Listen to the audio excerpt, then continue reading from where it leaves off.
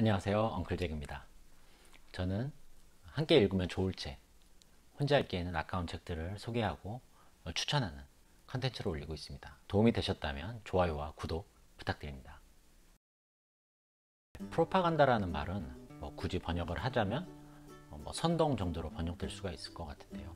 이런 프로파간다라는 것들은 어떤 목적을 이루기 위해서 사실된 정보를 왜곡하거나 혹은 정보랑 상관없이 사람의 심리나 감정을 이용해서 원하는 방향으로 끌고 나가는 것들을 선동이라고 할 수 있을 것 같습니다. 이런 건 흔히 이제 광고 쪽에서 많이 보게 되는 얘기잖아요. 광고뿐만 아니라 정치랄지 혹은 사이비 종교랄지 이런 주변에 굉장히 많은 프로파간다들이 있는 이른바 프로파간다의 시대인 거죠. 그래서 이런 프로파간다 시대에 사람들이 어떤 식으로 사람들을 조정하려고 하고 선동하려고 하는지 그 전략들을 알게 된다면 우리가 이게 생각을 못하게 해서 조정하려고 하는 프로파간다인지 아니면은 일반 설득인 건지 구분할 수 있는 자각이나 그에 대한 대비를 할 수 있겠죠. 그래서 오늘은 프로파간다 시대의 설득 전략들이 어떤 것들이 있는지 잘 설명해 놓은 책이 있어서 그 책을 소개시켜 드리고자 합니다. 바로 프로파간다 시대의 설득 전략입니다. 네, 이 책은 이제 원서는 2001년 정도에 쓰여진 책이고 국내에는 2005년에 번역이 돼서 커뮤니케이션 북스라는 출판사를 통해서 출간이 된 책입니다. 보시는 것처럼 책 사이즈는 조금 일반 책들보다는 일반 문학소설보다는 좀 크게 구성이 되어 있고 본문도 한 380페이지 정도 되거든요. 그래서 읽는데 생각보다 꽤 많은 시간이 걸렸던 책입니다. 그리고 이 책은 이제 유튜버로 굉장히 유명하신 신사임당이라는 분이 본인의 채널에서 여러 번 이야기를 하신 책이거든요. 본인의 이런 유튜브 채널을 성장시키는데 그 기반이 됐던 거는 이 책의 내용이었다. 이 책을 보면서 유튜브 채널의 설득 전략들을 구상했다라는 얘기가 있어서 저도 이 책을 보면 제 채널이 조금 성장하지 않을까, 그 안에 방법이 있지 않을까 이런 단순한 생각에 읽어보게 됐습니다. 네, 이 책의 작가 두 분은 캘리포니아 대학교 심리학과에서 교수를 하고 계신 교수님 두 분이 적으신 책입니다. 그래서 이 책 역시 굉장히 학구적으로 접근한 책입니다. 그래서 굉장히 많은 논문들과 실험 결과들을 밑바탕으로 해서 쓰여진 책이고 책 뒤에 본문 뒤에 참고 문헌만 약 40페이지 정도 나오거든요. 그래서 정말 인간 심리에 대한 굉장히 많은 연구 실험들을 보시고 인사이트를 기반으로 해서 적으신 책이라고 할 수 있습니다. 그래서 이 책이 아마 신방과나 광고 홍보, 심리학 이런 쪽에서 교재로 쓰이는 책이 아닌가 싶기는 하거든요.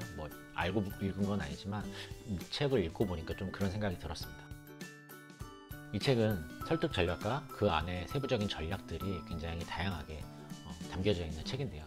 책 내용이 굉장히 방대하고 개괄적이기 때문에 제가 이 책을 다 요약해서 말씀드릴 수는 없을 것 같고요. 이 책의 줄기가 되는 4가지 설득 전략을 간략하게 말씀드리도록 하겠습니다. 네, 첫 번째 설득 전략은 사전 설득입니다.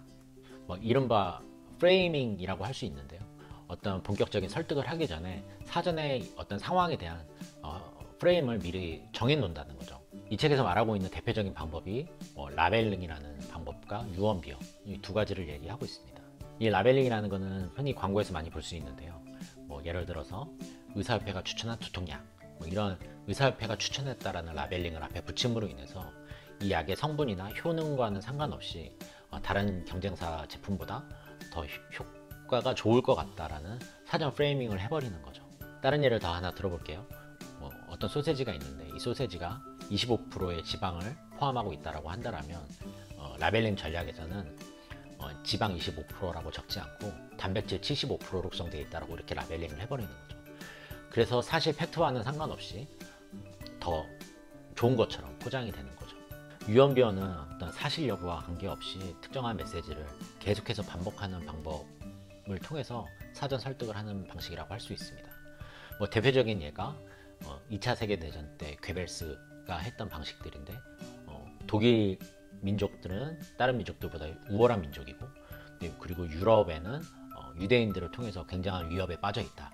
이런 유언비어를 계속해서 반복해서 독일 국민들을 선동했다고 합니다. 두 번째 방법은 공신력 높은 커뮤니케이터입니다. 상식적인 얘기일 수도 있지만 어떤 메시지보다 이 메시지를 전하고 있는 커뮤니케이터의 공신력이 메시지의 설득력을 더 높인다는 얘기죠. 이런 방식은 광고에서는 일반적으로 쓰이는 방법이죠. 그래서 면도기 광고를 할 때 계속해서 스포츠 스타를 광고 모델로 쓰고 있잖아요. 그런 방법이 스포츠 스타가 주는 어떤 이미지, 건강하고 그리고 올바를 것 같은 그런 이미지 때문에 면도기 광고에서 스포츠 스타를 기용을 하고, 사용자들은 그를 통해서 그 스포츠 스타와 나를 동일시하게 되고 합리화가 된다라고 합니다. 네, 세 번째는 전략적인 설득 메시지입니다. 네, 전략적인 설득 메시지를 전하는 방법은 굉장히 많은 방법들이 있을 텐데, 이 책에서 가장 많이 쓰이는 키워드는 휴리스틱인 것 같아요. 휴리스틱이라는 것들은 어떤 문제를 해결하기 위한 근거나 단서, 이런 것들을 의미하는 것들로 연상작용을 시켜주는 단서가 되는 것들을 휴리스틱이라고 할 수 있겠죠. 근데 이런 것들은 광고에서 많이 보게 되는데요. 오가닉, 100% 자연산, 이런 것들을 통해서 자연산 100%가 항상 몸에 좋은 건 아님에도 불구하고 그냥 사람들은 몸에 더 좋겠거니 하고 무의식 중에 연상을 해버린다는 거죠. 또 말하고 있는 전술 중에 하나는 같은 메시지를 반복하거나 아니면 주의를 분산시키는 방법, 이런 것들이 있을 텐데요. 대표적인 게 CM송이 있겠죠.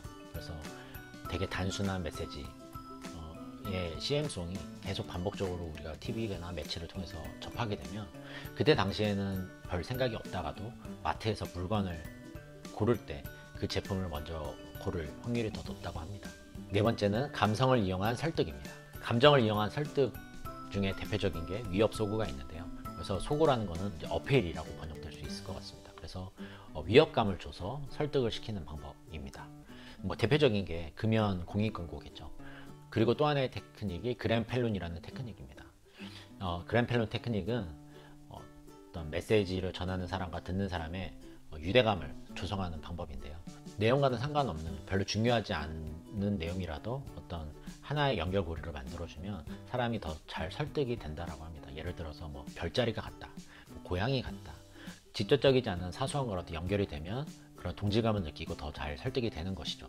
심지어 어떤 사람이 사회적으로 굉장히 평이 안 좋은 사람인데 실험을 통해서 이 사람이 당신과 생일이 같은 사람이다 라고 속였을 때 이 얘기를 들은 사람이 이 사회적으로 평이 안 좋은 사람에 대해서 더 옹호하려는 성향이 있다라는 연구 결과가 있다고 합니다. 그리고 또 하나의 방법은 인간이 어떤 호의를 받았으면 그거에 대한 보답을 하려고 하는 마음, 아니면 내가 선하다라는 것을 보여주려고 하는 마음을 이용한 설득 방법이 있다고 합니다. 이런 것들은 유럽 여행을 가보신 분들은 알겠지만 그냥 무료로 꽃을 나눠주는 분들 있잖아요. 그래서 이 꽃을 호의로 받게 되면 그 다음에 그 꽃을 준 사람이 다른 것들을 요구했을 때 그것을 들어줄 확률이 더 높다고 합니다. 굉장히 심리적인 방법들이었던 거죠. 제가 아주 간략하게나마 소개를 시켜드렸는데요. 어떠셨나요? 내용이 너무 어려우셨나요? 아니면은 광고나 이런 데서 너무나 흔히 접하고 있었던 얘기였었나요? 여기서 흥미로운 얘기를 하나 더 소개시켜 드리고자 합니다. 이 책의 챕터들 중에 사이비 종교의 지도자가 되는 법이라는 챕터가 있거든요. 이 챕터에서는 사이비 종교의 지도자들이 어떤 식으로 사람들을 선동하고 있는지 그 전략들을 소개해 주고 있습니다. 최근에 이제 코로나 이슈 때문에 신천지라는 사이비 종교가 기사화되면서 사람들이 많이들 놀라게 됐죠. 그래서 사람들이 그 기사들을 보면서 어떻게 이렇게 평범한 우리 주변의 사람들이 이런 말도 안 되는 종교에 빠져들었을까 고개를 갸우뚱하게 됐잖아요. 근데 그 안에는 굉장히 체계적인 선동 전략이 있었다라는 거죠.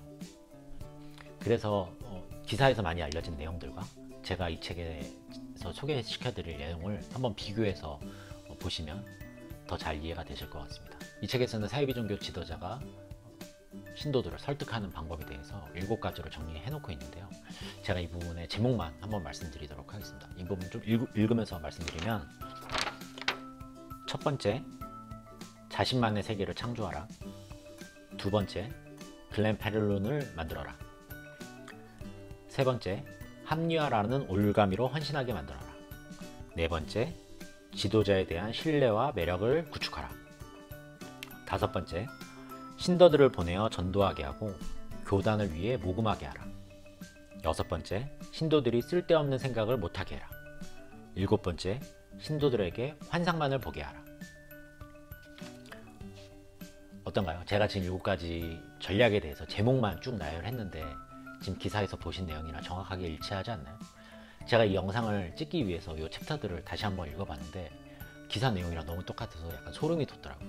이렇게 우리 주변에 프로파간다, 선동 전략이 많다라는 것들을 이번 사건을 보면서 다시 한번 확인해 보는 계기가 된 것 같습니다. 이야기를 정리해보면 이 책은 사람들을 선동하는 방식에 대한 전략과 그 전술들에 대해서 수많은 연구들을 기반으로 해서 개괄적으로 정리해 놓은 책입니다.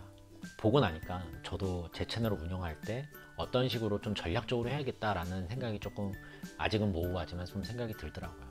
그래서 지난 영상부터 제가 하지 않았던, 지금까지 하지 않았던 제 채널을 소개하고 어떤 채널인지 소개하고 좋아요와 구독을 이제 부탁드린다는 말씀을 하고 있는데, 이것도 어떻게 보면 설득 전략 중에 하나인 것 같습니다. 저처럼 유튜브를 운영하시거나 블로그를 운영하시면서 마케팅을 해야 되시는 분들이거나 아니면 순수하게 그냥 심리학 쪽에 관심이 많은 분들이시라면 이 책을 한번 읽어보시면 꽤 재밌게 읽어볼 수 있는 책인 것 같습니다. 오늘은 여기까지고요. 그럼 모두 즐거운 독서 생활 되세요.